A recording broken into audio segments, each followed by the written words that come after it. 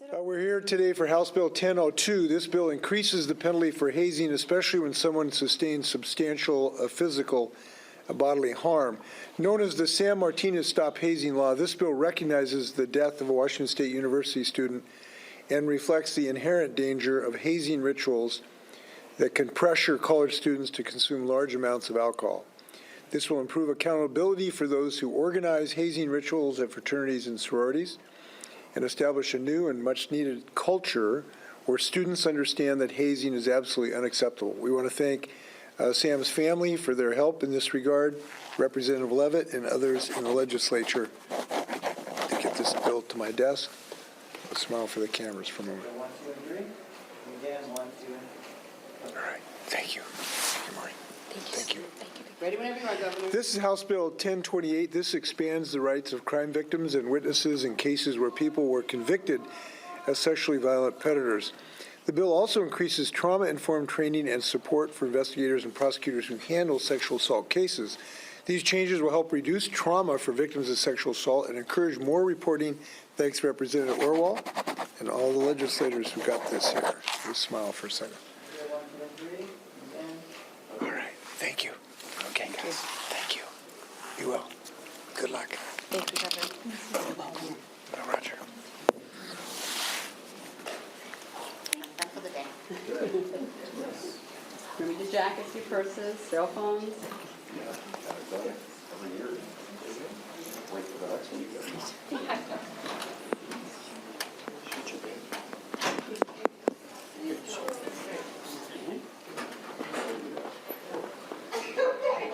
This is a good one. Oh, okay. I did the sunrise review for this one. Oh, okay. So now we're finally going to do it in law.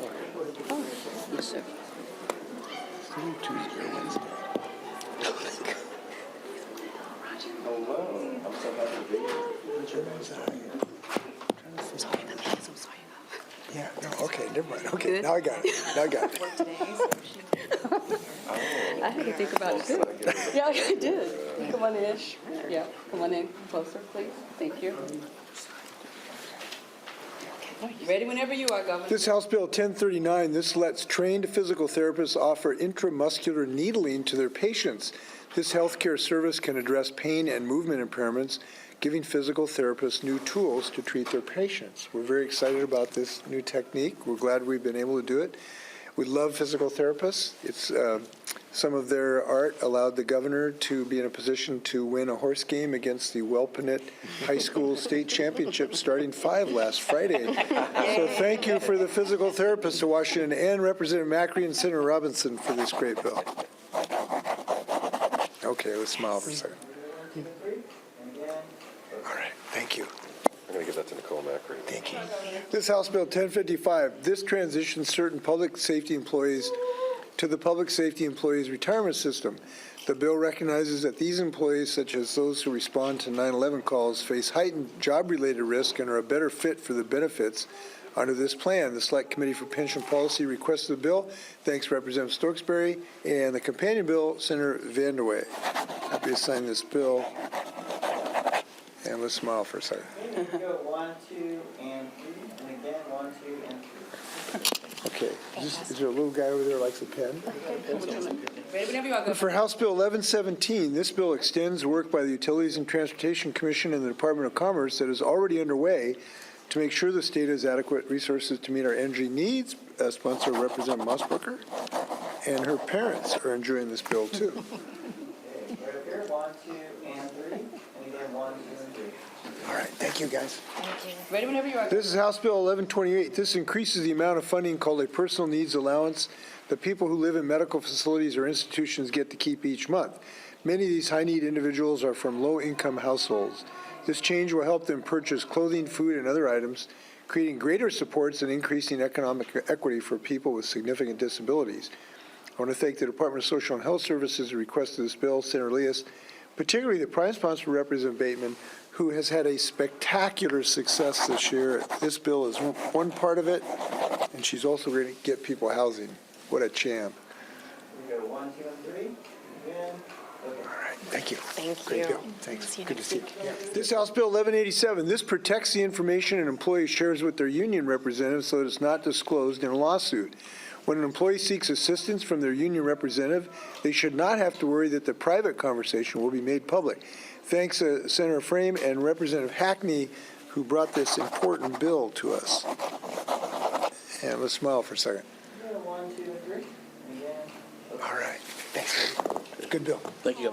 This is House Bill 1199. This prohibits a common interest community association, such as a condo association, from unreasonably restricting someone from using their unit to operate a licensed family home, child care, or child day care center. During a time when we face a shortage of affordable child care providers, this workforce bill keeps practical child care solutions open in our communities. Thanks, Representative Sen and all the people behind me who help raising the most beautiful children in America. Okay, and right up here. 1, 2, and 3. And again, 1, 2, and 3. All right. Thank you so much. This House Bill 1200, this gives unions access to certain public employee contact information to better represent them. Thanks, Representative Alvarado and Senator Valdez for this bill. Happy to sign it. And let's smile for the camera for a second. 1, 2, and 3. And again. Okay. All right. Thank you, guys. Thank you so much. Thanks for all your service. Thank Yeah, you. ready whenever you are, Governor. This House Bill 1312, it makes it easier for individuals 80 years or older to be excused from jury service for health reasons as long as they submit a form about their physical condition. Thanks, Representative Rood and the folks behind me here for their years of service. Here we go. 1, 2, and 3. And again. Got it. All right. Thank you, guys. Thank you. well. Thank you. It's a nice tie you got there. Ready whenever This House Bill 1349, it expands a homeowner's eligibility and timeline when they face foreclosures so they can work with their lender to find a solution. It also helps fund the Foreclosure Fairness Program, which supports homeowners with housing, counseling, legal assistance, and mediation. Thanks, Representative Orwell. This thoughtful bill. Okay, right here. 1, 2, and 3. And again. All right, thank you. Thank you. Yes, he did. Thank you. Ready whenever you are, Governor. This House Bill 1407, this changes how often children with disabilities are reevaluated for eligibility services. The current process to maintain disability services is time-consuming and challenging, placing a burden on children and their families and potentially leading to the child experiencing a disruption or lapse in services. Going forward, a child's eligibility determination will stay in place for longer. Thanks, Representative Taylor, for caring about these wonderful kids with bright futures. And let's smile for a second. And again. 1, 2, and 3. All right, thank you. Thank Thanks you. for thinking Thank about this. I you. appreciate you thinking about this. Yes. This House Bill 1424, this addresses a significant problem posed by puppy-selling pet stores at the intersection of consumer protection and animal welfare. The bill protects consumers by imposing disclosure requirements on a puppy's price and breeder source, while outlawing the common practice of pet stores offering customers financing with exorbitant interest rates. These changes improve animal well-being by requiring stores to only sell dogs whose documents comply with the Federal Animal Welfare Act. I want to thank Representative Berg, and I have to tell you, it takes a lot of courage to stand up for puppies, but I'm willing to do it. So I'm signing this bill. Okay, here we go. 1, 2, and 3. And again, 1, 2, and 3. All right, and thank Beanie. Thank Beanie for me. Thank you, Beanie. This is House Bill 1435. It explores how to draw down additional federal matching funds so Washington can continue investing in its home care workforce. Supporting this robust workforce through creative solutions such as this helps us make necessary investments to serve people close to their homes and families. Thanks, Representative Bernowski, for this thoughtful bill. Again, right here. 1, 2, and 3. And again, 1, 2. Thank you. Thank you. Thank you very much. This is House Bill 1452. It fills a gap that we identified during COVID-19 that limited the state's ability to deploy healthcare provider volunteers and non-provider volunteers to help us in emergencies. The bill complements our existing local medical reserve volunteer group with a statewide version, giving us more resources that benefit public health. I want to thank the sponsor, Representative Timmons, who is really helping us fill a gap here, which I appreciate. Go 1, 2, and 3. And again, 1, 2, All right, thank you, guys. Let's make sure Joe gets that. Bill. Thanks, guys. This House Bill 1466, it reduces barriers for dental hygienists licensed in other states or Canada to enter the Washington workforce. The bill also extends the time frame for dental hygienists relocated in Washington to complete additional training and still participate in the workforce. Thanks, Representative Riccelli, and everybody who's bringing talent to our state. 1, 2, and 3. Again, 1, 2. Thank you, guys. Be well. We are ready to go. This House Bill 1512, this requires the Attorney General's office to publish a toolkit and distribute it to law enforcement agencies to help families know what to do when a loved one goes missing. Since many families are unaware of how to file a missing person report, this tool will educate them on what resources they can use. The Missing and Murdered Indigenous Women and People Task Force recommended this toolkit, which will be published in the top 10 most common languages spoken in Washington.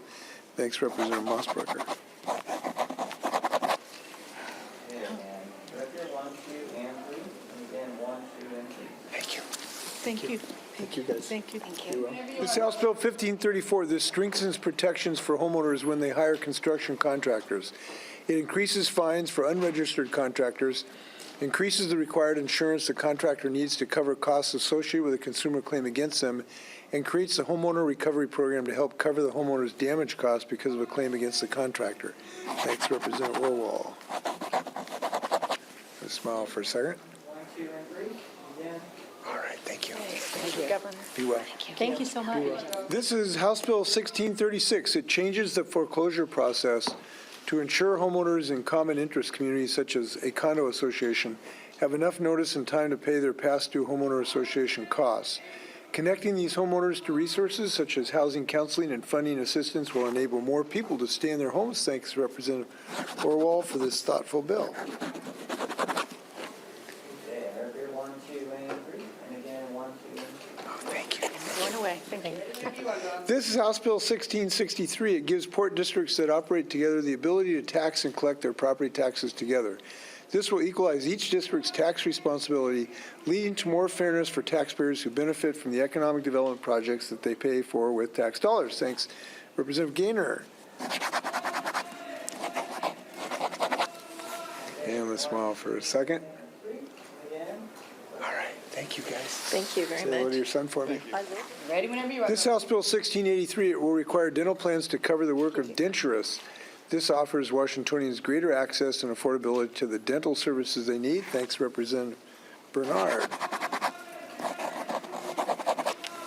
And let's smile for a second. All right, thank you, guys. Thank you. This is HB 1772. It prohibits manufacturing, importing, offering, or selling a consumable product that contains cannabis or any form of THC in combination with any type of alcohol. Sponsored by Representative Waters. This Senate Bill 5001, this creates a powerful tool to help build swimming pools in Wenatchee, Olympia, and possibly other communities where new recreational options are sorely needed. This changes the public facilities district law, could give more kids a chance to learn to swim, a skill that lasts a lifetime and is the best way to prevent accidental drowning. Thanks, Senator Hawkins.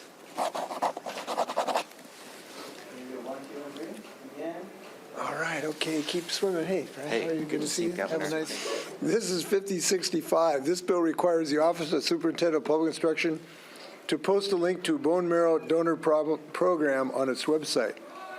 This encourages school districts, charter schools, and state tribal compact schools to offer a class on this topic at least once during high school, although it can be adjusted for younger students. We need a larger bone marrow donor pool, especially for people of color who have a harder time finding a match. Educating more people about becoming donors will help save lives. Thanks, Senator Short. Okay. Ready whenever you are. This Senate Bill 5080, this expands the social equity and cannabis program. This bill is the culmination of a multi-year effort and authorizes the Liquor and Cannabis Board to increase the number of social equity licenses. This means more individuals disproportionately impacted by previous cannabis criminal charges can participate and thrive in the industry.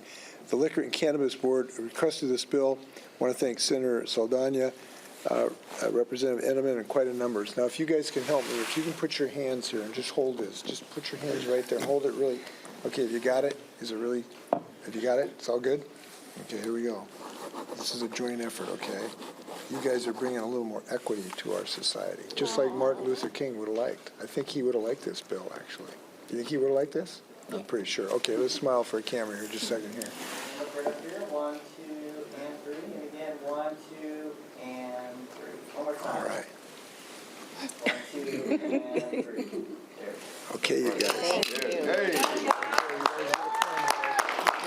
Some pen. It's got the governor's name on it, just for you. Thanks for being here. This Senate Bill 5124, it expands eligibility for guardianship assistance payments to all children, not just those who meet outdated federal poverty standards. This enables more people to become guardians for children who enter the foster care system, which is a way we can support kinship caregivers and non-relatives who step up to care for these kids. The Department of Children, Youth, and Families requested this bill. Thanks, Senator Trudeau, and the companion bill, Representative Ortiz Self. Okay, let's smile here. All right, thank you, guys. Thank you. Thank you. Senate Bill 5225. This bill expands child care subsidy eligibility to lower and middle income child care workers and parents who participate in a therapeutic court program, such as domestic violence court or family drug court. The bill also extends this eligibility to qualifying children in Washington, regardless of the child's immigration status. This will increase access to affordable child care. Thanks, Senator Wilson, for this thoughtful bill. Here we go, right here, 1, 2, and 3, and again, 1, 2, and 3. All right, thank you, guys. Thank you so much. Thank you, Governor. Thank you. Keep that. This is Senate Bill 5252. This improves the process for healthcare providers to access accurate criminal history record information by resolving some misalignment with federal guidelines. Timely access to this information means healthcare providers can hire employees more quickly. The Department of Social and Health Services requested this bill. Thanks, Senator Valdez. First bill, and Representative Goodman. Okay. Let's go, 1, 2, and 3, and again. Oh, thank you. Thank you. Good to see you. Thank you. Thank you, Governor. Keep up the great work. Oh, wait, don't. This is Senate Bill 5358. It expands service officer programs and peer-to-peer support programs for Washington veterans, helping eligible individuals connect to federal benefits. The bill also establishes grants for counties to expand veteran programs and requires the Washington Department of Veterans Affairs to report on the effectiveness of these programs. I want to thank Senator Gildon and our great VA system and veteran system in the state. Go 1, 2, and 3, and again. All right.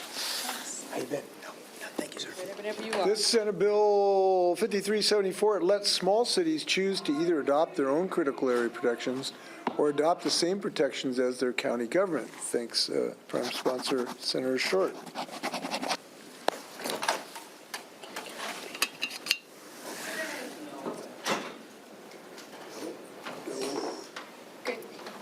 Whenever you're in. This Senate Bill 5381, it adds language to the Ethics in Public Service Act to specify the legislator doesn't violate the law when they send a letter of recommendation or a congratulatory letter on behalf of a constituent. Thanks, Senator Braun.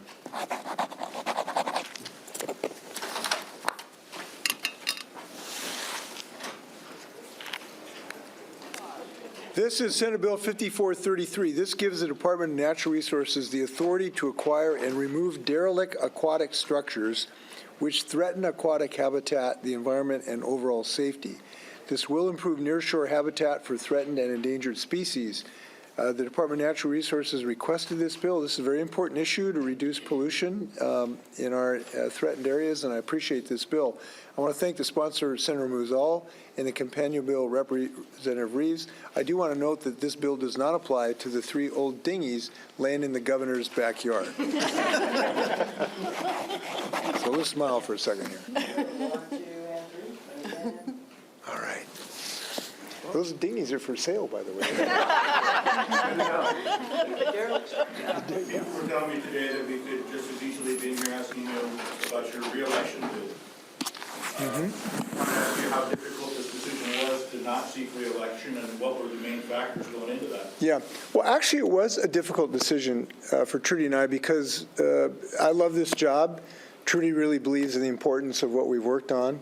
It has been tremendously gratifying, to have the best climate laws in the country, to have some of the best laws against gun violence, to stand up for women's right of choice. That's very gratifying, and I feel very energized every day when I go to work. I feel just as much energy today as I did in the first day. But I do think there's a season, to everything there's a season. And the season right now, I think, is having a first term maybe more important than having a fourth term. And so I think some of that change is a good thing. So we thought it was the right decision, and I'm comfortable with it.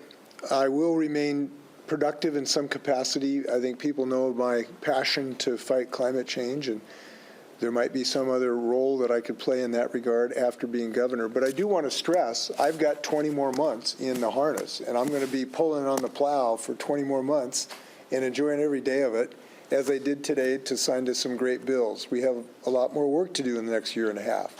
So I'm going to focus on that. Won't have to be distracted by a campaign, and I'm happy to do that work.